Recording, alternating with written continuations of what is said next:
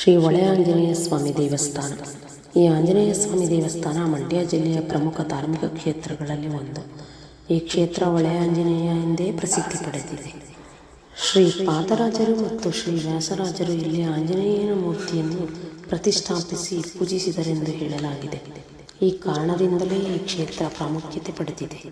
ಶ್ರೀ ವ್ಯಾಸರಾಜರು ದೇಶದ ಉದ್ದಗಲದಲ್ಲಿ 732 ಆಂಜನೇಯ ಮೂರ್ತಿಗಳನ್ನು ಪ್ರತಿಷ್ಠಾಪನೆ ಮಾಡಿದರೆಂದು ಹೇಳಲಾಗಿದೆ.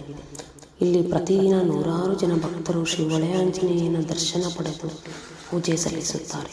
ಭಕ್ತರ ಅಭಿಷ್ಟಗಳನ್ನು ಆಂಜನೇಯ ನೆರವೇರಿಸುತ್ತಾನೆ ಎಂಬ ನಂಬಿಕೆ ಇದೆ. ಈ ದೇವಸ್ಥಾನ ಸುಮಾರು 550 ವರ್ಷಗಳ ಹಿಂದೆ ವಿಜಯನಗರ ಅರಸರ ಕಾಲದಲ್ಲಿ ಕ್ರಿಸ್ತಶಕ 1450ರಿಂದ 1498ರಲ್ಲಿ ನಿರ್ಮಾಣವಾಯಿತು ಎನ್ನಲಾಗಿದೆ. ಈ ಕ್ಷೇತ್ರದಲ್ಲಿ ಪ್ರಾಣದೇವರು ಆಂಜನೇಯ ಸ್ವಾಮಿ ಜಾಗೃತನಾಗಿ ನೆಲೆಸಿದ್ದಾನೆ ಎಂಬ ನಂಬಿಕೆ ಇದೆ ಮತ್ತು ಇಲ್ಲಿನ ಆಂಜನೇಯನ ಮೂರ್ತಿ ಆಕರ್ಷಣೀಯವಾಗಿದೆ. ಇಲ್ಲಿ ಆಂಜನೇಯ ತ್ರೇತಾಯುಗ ರಾಮಾಯಣ ಕಾಲದಲ್ಲಿ ಹನುಮನಾಗಿ, ದ್ವಾಪರಯುಗ ಮಹಾಭಾರತದ ಕಾಲದಲ್ಲಿ ಭೀಮನಾಗಿ ಮತ್ತು ಕಲಿಯುಗದಲ್ಲಿ ಮಧ್ವಾಚಾರ್ಯರಾಗಿ ಅವತಾರ ಎತ್ತಿದನೆಂದು ಹೇಳಲಾಗಿದೆ. ಇಲ್ಲಿರುವ ಹನುಮನ ಮೂರ್ತಿಯ 2 ಬೆರಳು ಉದ್ದ ಇವೆ. ಇವು ಮಧ್ವಾಚಾರ್ಯರು ಪ್ರತಿಷ್ಠಾಪಿಸಿರುವ ದ್ವೈತ ಸಿದ್ಧಾಂತವನ್ನು ಪ್ರತಿಪಾದಿಸುತ್ತವೆ. ಆಂಜನೇಯ ತನ್ನ ಕೈಯಲ್ಲಿ ಸೌಗಂಧಿಕಾ ಪುಷ್ಪ ಹಿಡಿದುಕೊಂಡಿರುವುದು ಭೀಮನ ಅವತಾರವನ್ನು ಪ್ರತಿಪಾದಿಸುತ್ತವೆ ಮತ್ತು ಬಾಲದ ತುದಿಯಲ್ಲಿ ಗಂಟೆ ಇರುವುದು ವ್ಯಾಸರಾಜರ ಪ್ರತಿಷ್ಠಾಪನೆಯ ಸಂಕೇತವಾಗಿರುತ್ತದೆ ಹಾಗೂ ತಲೆಯ ಭಾಗದಲ್ಲಿ ಸೂರ್ಯಚಂದ್ರರಿದ್ದಾರೆ. ಇದು ಶ್ರೀ ಪಾದರಾಜರ ಪ್ರತಿಷ್ಠಾಪನೆಯ ಸಂಕೇತವಾಗಿರುತ್ತದೆ ಮತ್ತು ಇಲ್ಲಿ ಆಂಜನೇಯನಿಗೆ ಜುಟ್ಟು ಇದೆ. ಇಲ್ಲಿನ ಆಂಜನೇಯ ಶಿಲಾಮೂರ್ತಿಯ ಮುಖದ ಭಾಗ ಸುಮಾರು 10ರಿಂದ 12 ವರ್ಷದಿಂದ 1-2 ಇಂಚು ಬೆಳೆದಿರುತ್ತದೆ ಎಂದು ದೇವಸ್ಥಾನದ ಪ್ರಧಾನ ಅರ್ಚಕರಾದ ಪ್ರದೀಪ್ರವರು ಹೇಳುತ್ತಾರೆ.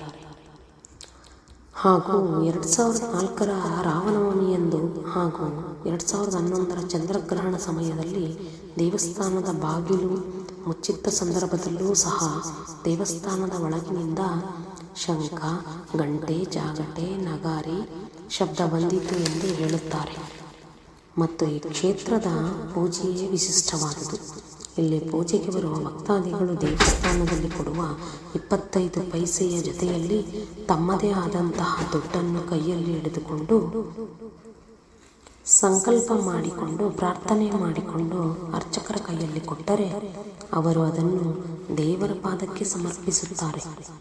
ಹೀಗೆ ಪೂಜೆ ಮಾಡಿಸಿದರೆ ಮದುವೆಗೆ ಇರುವ ಅಡ್ಡಿಗಳು ನಿವಾರಣೆ ಆಗುತ್ತವೆ, ಮಕ್ಕಳಿಲ್ಲದವರಿಗೆ ಸಂತಾನ ಭಾಗ್ಯ ಲಭಿಸುತ್ತದೆ, ಹಣಕಾಸಿನ ವ್ಯಾಜ್ಯಗಳು ಬಗೆಹರಿಯುತ್ತವೆ.